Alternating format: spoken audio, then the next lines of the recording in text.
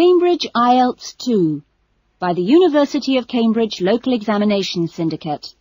Published by Cambridge University Press, 2000. This recording is copyright. Cassette 1, Side 1.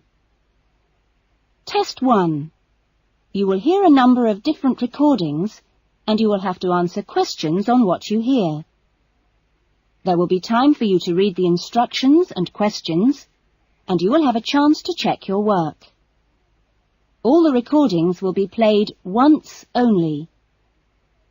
The test is in 4 sections. Write all your answers in the listening question booklet. At the end of the test, you will be given 10 minutes to transfer your answers to an answer sheet. Now turn to Section 1.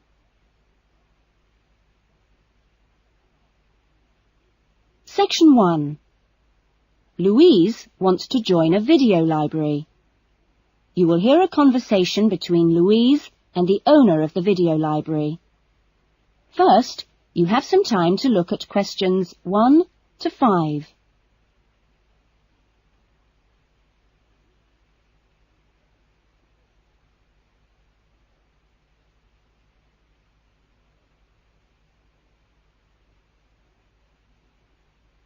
You will see that there is an example that has been done for you. On this occasion only, the conversation relating to this will be played first. Oh, hello. I'd like to join the video library. OK, would you like to fill in the application form now? Yes, I can do it now. Hold on and I'll get a form. Now, I'll just ask you a few questions and then I'll get you to sign at the bottom. Right. What's your full name? Louise Cynthia Jones. Jones? Yes, that's right. Louise's surname is Jones, so Jones has been written on the form. Now we shall begin. You should answer the questions as you listen, because you will not hear the recording a second time. Listen carefully to the conversation and answer questions 1 to 5. Oh, hello. I'd like to join the video library. OK, would you like to fill in the application form now? Yes, I can do it now. Hold on and I'll get a form. Now, I'll just ask you a few questions and then I'll get you to sign at the bottom. Right. What's your full name? Louise Cynthia Jones. Jones?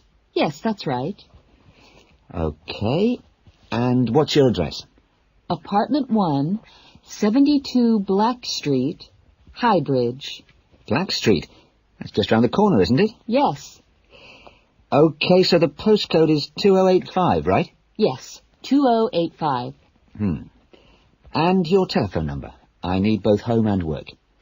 Home is 9835-6712, and work is 9456-1309. Do you need any ID or anything like that? Yes, we need your driver's license number. That is, if you have one. Yes, I know it off by heart. It's an easy one. 2020BD. Do you need to see it? Yes, I'm afraid I do. Here. Right, thanks. And could you tell me your date of birth, please? 25 July, 1977. That's the most important part out of the way, but could I just ask you a few questions for a survey we're conducting? Okay. Before the conversation continues, you have some time to look at questions 6 to 10.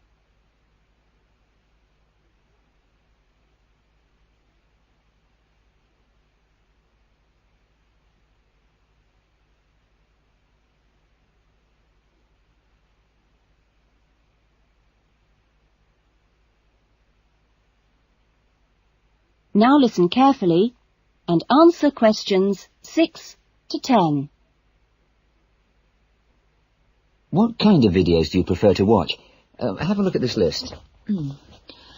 Well, I love anything that makes me laugh. I just love to hear jokes and funny punchlines. I'm not very keen on westerns, although my father likes them. but I'm a real softie, so anything with a bit of a love story is good for me.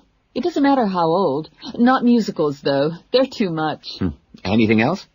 I'm completely taken by documentaries of the great outdoors.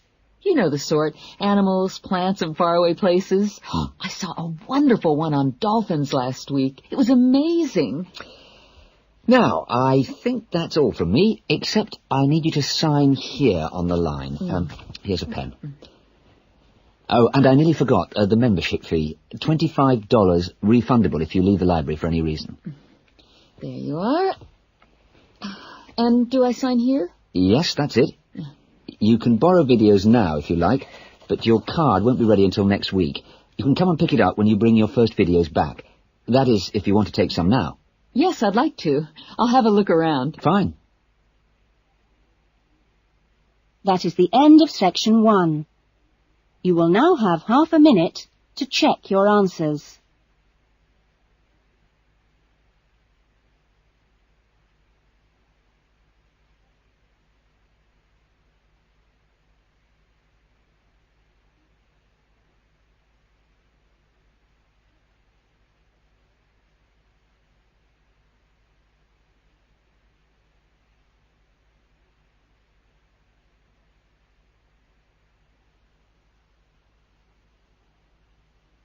Now turn to section 2.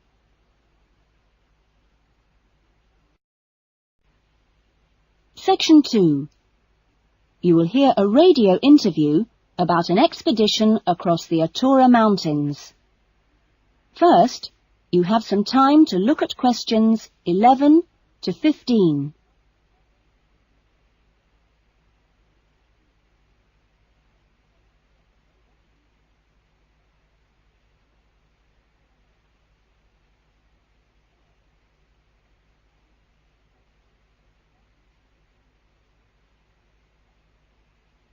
Now listen carefully to the interview and answer questions 11 to 15. A dream came true in 1995 when, over 96 days of the spring and summer, an expedition of 4 men undertook what they believed to have been the first and only complete end-to-end crossing of Morocco's Atura Mountains. I talked to Charles Owen, the leader of the expedition group, about the trip. Charles, how much planning went on beforehand? Well, as you know, I run these walking trips across the mountains for tourists, and over the years I've collected maps and other data to prepare what I call a route book for this trip. And this book basically shows the route across the mountains that we took. You actually broke records while you were out there, didn't you? Yes, it was 900 miles in total, and we managed to climb 32 peaks that were over 3,000 metres high, including Tube Karl, which is, of course, the highest in North Africa. Yeah. We weren't actually out to make a name for ourselves. It just happened, really. What was the weather like? Oh, it got us right from day one, and we were pretty taken aback, really, to find that it rained on quite a number of days. And so we were forced to start replanning our route almost from the outset. One of the obvious problems is the heavy snow which blocks the mountain passes, so you have to make considerable detours. When we were on the way to Imilchil, for example, the snow forced us into a northern bypass, which was new to us. But anyway, either way, we would have been rewarded because, well, we fell upon amazing high meadows, huge gorges, and wonderful snow-capped mountains. The scenery was as fine as any we saw on the trip, and that was how it was every time. Having to take another pass was never a disappointment. You now have some time to look at questions 16 to 20.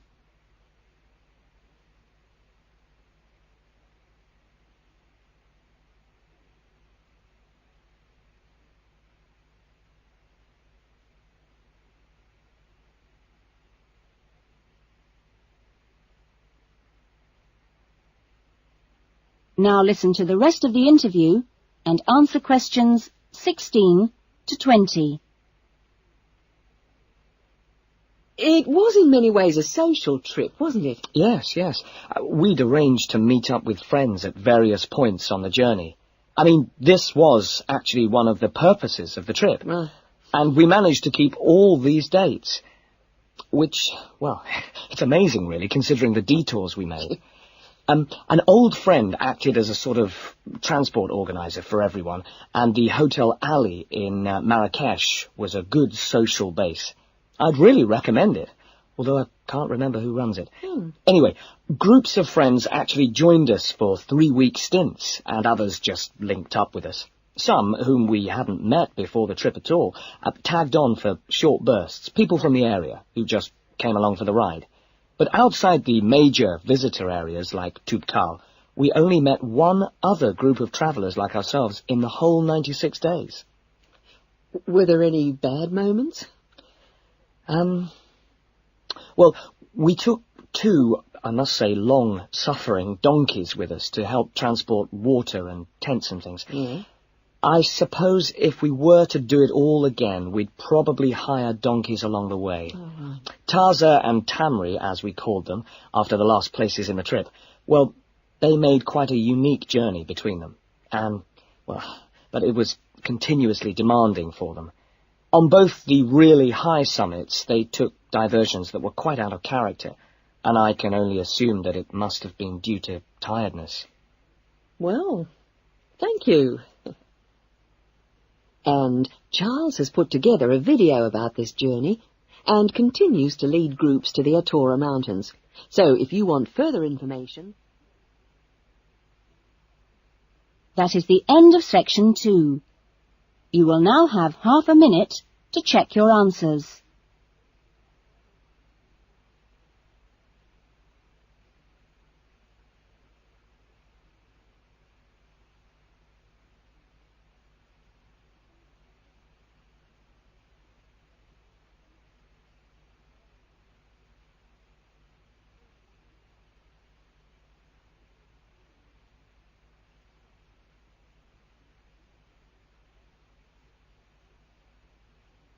Now turn to section 3.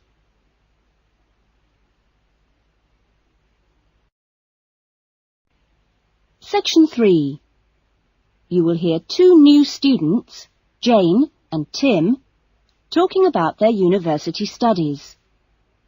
First, you have some time to look at questions 21 to 25.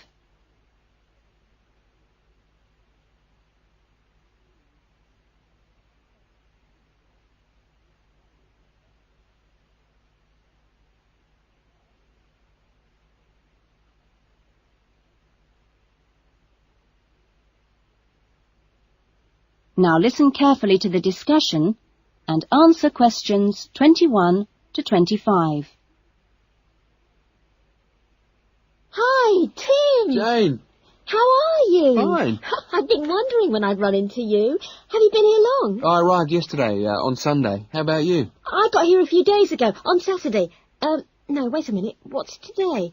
Sorry, Friday, not Saturday. But we didn't have to be here till today. Yes, I know. But I wanted to get my things moved into my room and just take a look around.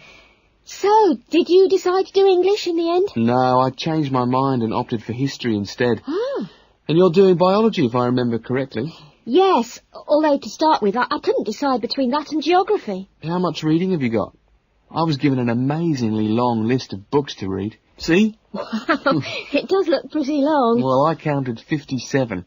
I could hardly believe it. What's your list like? Well, it's not as long as yours, but it's still pretty big. There are 43. I don't know how I'm going to get through them all. Well, you don't have to read them all this week. You just have to stay ahead of the lectures and seminars. Have you got your class schedule yet? Yep, it came with a reading list. When's your first lecture? Tuesday. How about you? The day after. It's my busiest day. I've got 2 lectures in the morning and 1 in the afternoon. Before the discussion continues, you have some time to look at questions 26 to 30.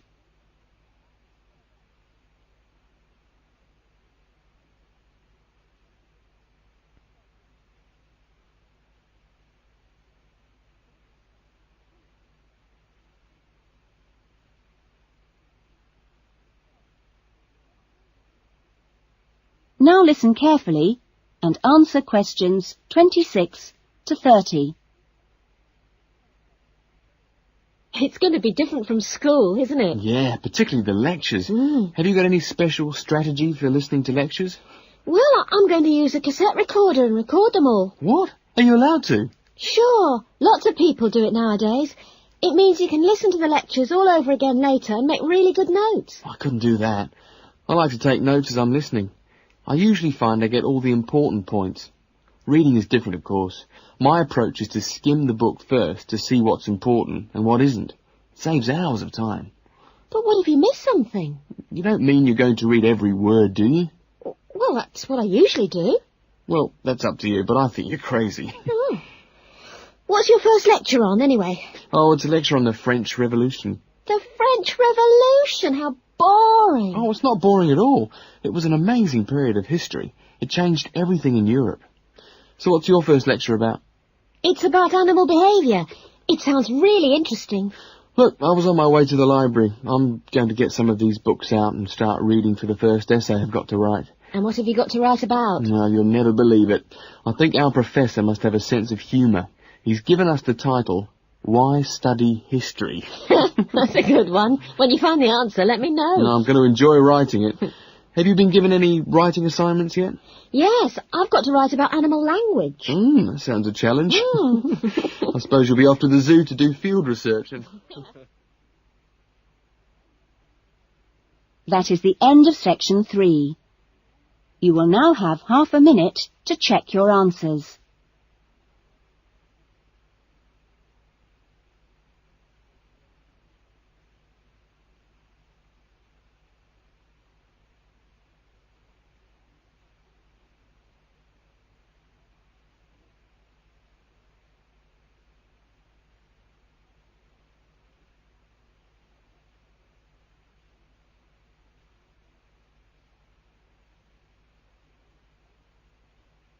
Now turn to section 4. Section 4. You will hear a lecture being given to school leavers on the jobs people can get in sport and the training programs available to prepare for those jobs. First, you have some time to look at questions 31 to 40.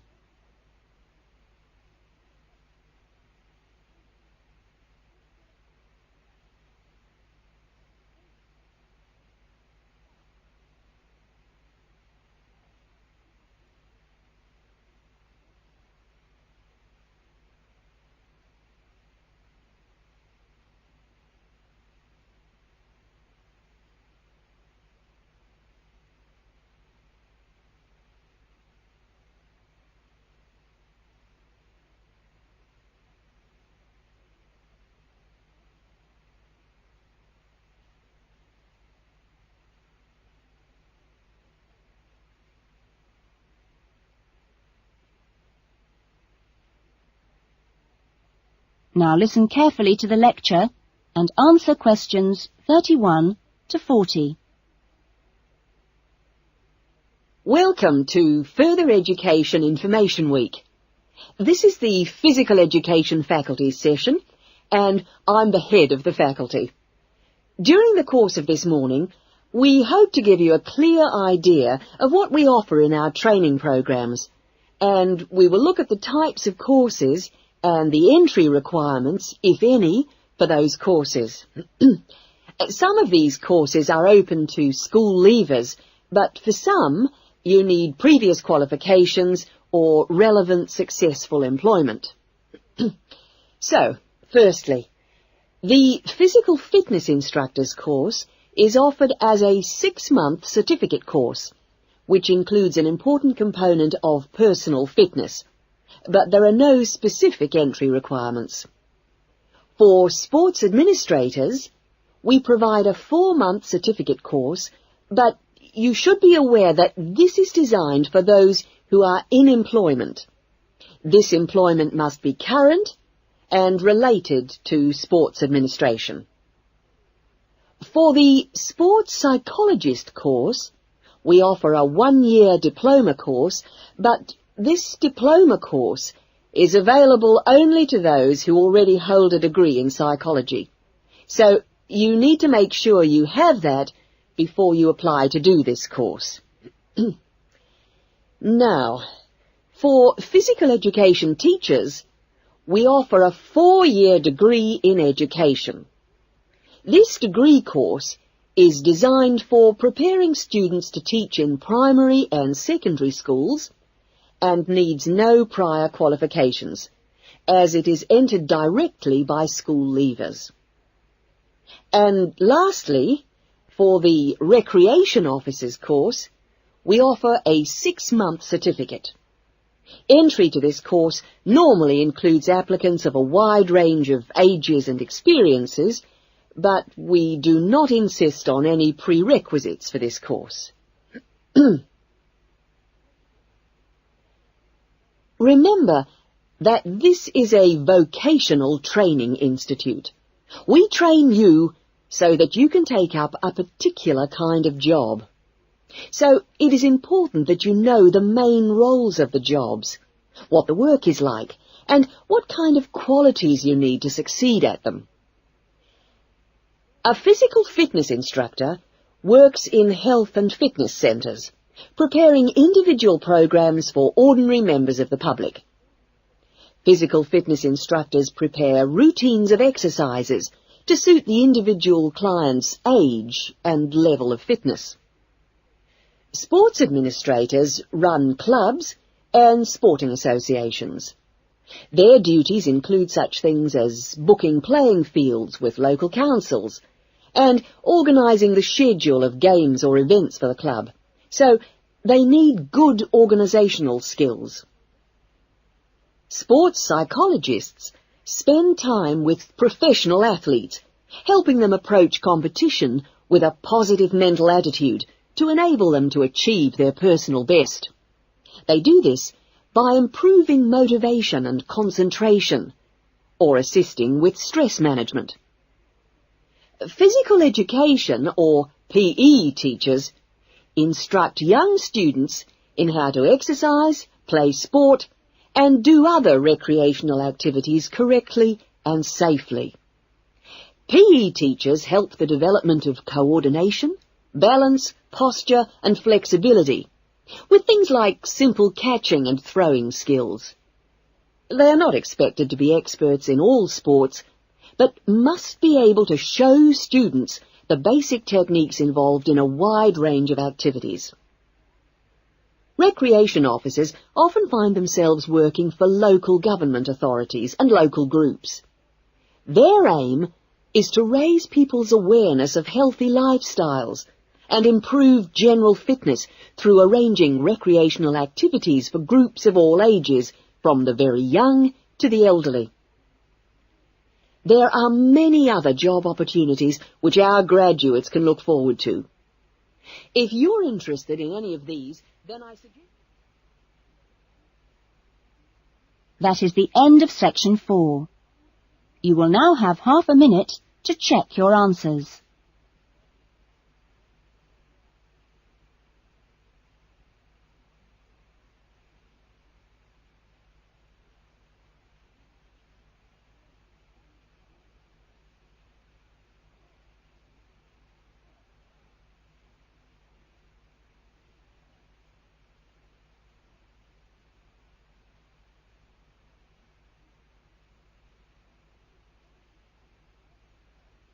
That is the end of the listening test.